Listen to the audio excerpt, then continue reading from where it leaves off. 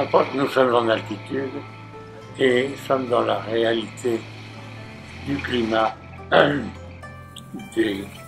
ces montagnes.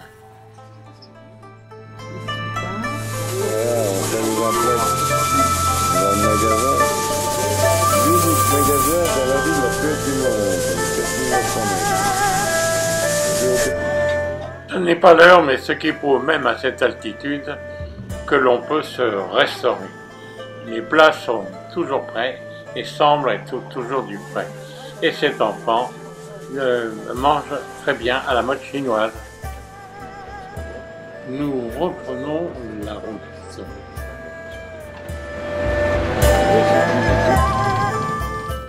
Comme vous le constatez, toujours bien embrumé.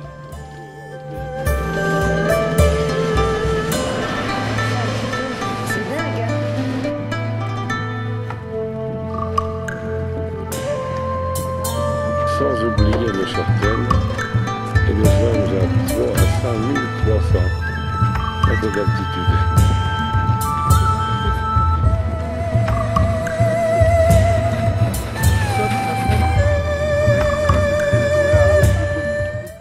Et n'oublions pas que nous sommes au mois d'août. Ce qui prouve que la vie ne doit pas être facile pour les habitants de cette région. Vraiment des choses de caravane de yacht. Ce ne sera pas un arrêt à la pompe pour le plein d'essence, mais une pause pour ces yaks de manière à se réalimenter avec une bonne herbe locale. Bon voyage!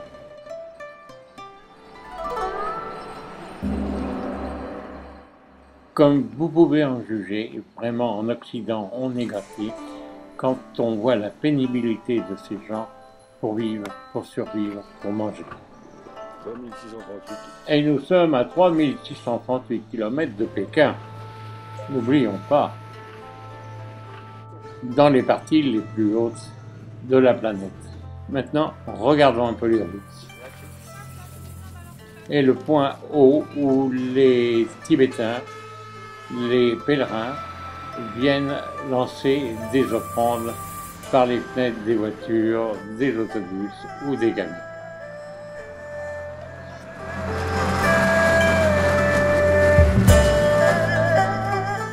Et pourquoi cela? Parce qu'un châtaigne est relativement tout près. Un peu plus loin, la route a disparu.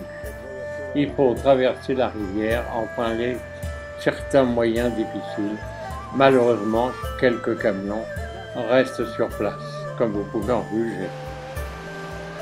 Mais sur le bord de la route, les gens attendent certainement un camion de rechange, mais en ayant malgré tout le sourire, malgré la difficulté et le climat. Ça nous vient là.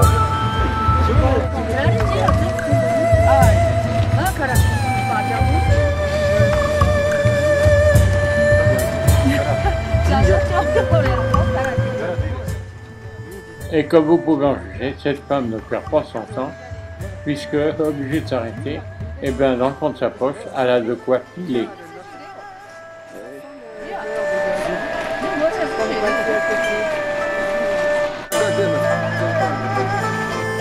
Ah, la partie est chouette, quoi. Vous avez vu ça?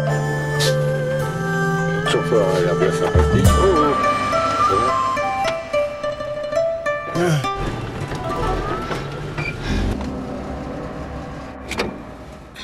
Pour tout vous dire, nous sommes descendus de l'autobus qui est pris en remorque par un camion relativement puissant et nous sommes montés dans ce camion qui va nous déposer de l'autre côté de la rivière.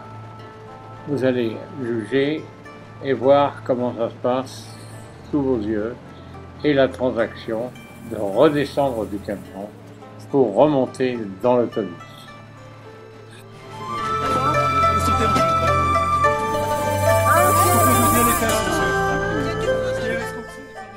Solidarité oblige pour la descente du camion avant de remonter dans le bus.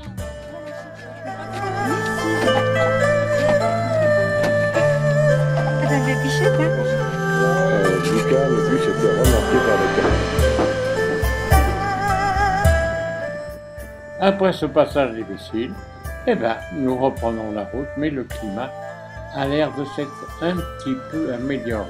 Regardez cette femme avec son...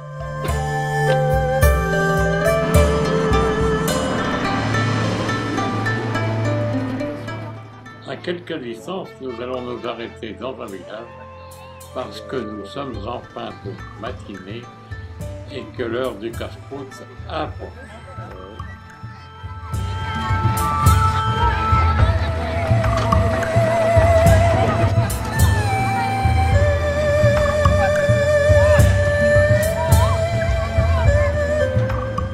Ce petit restaurant a l'air bien sympathique.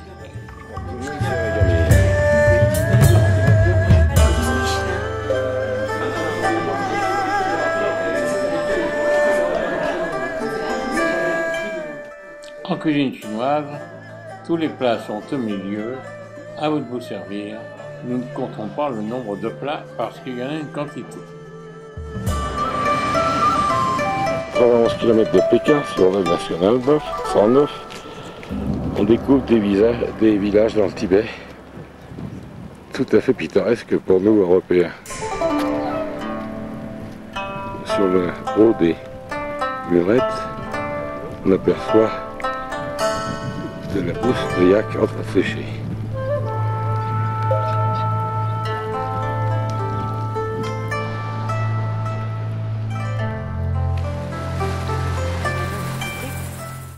Ici en altitude, le vent fait partie du climat du moment où nous sommes, ce qui nous permet de voir comment que l'eau est agitée. Ici, Annie teste un pont végétarien. Vous voyez, pas du tout de ciment, rien que des branches d'arbres et de production de la nature.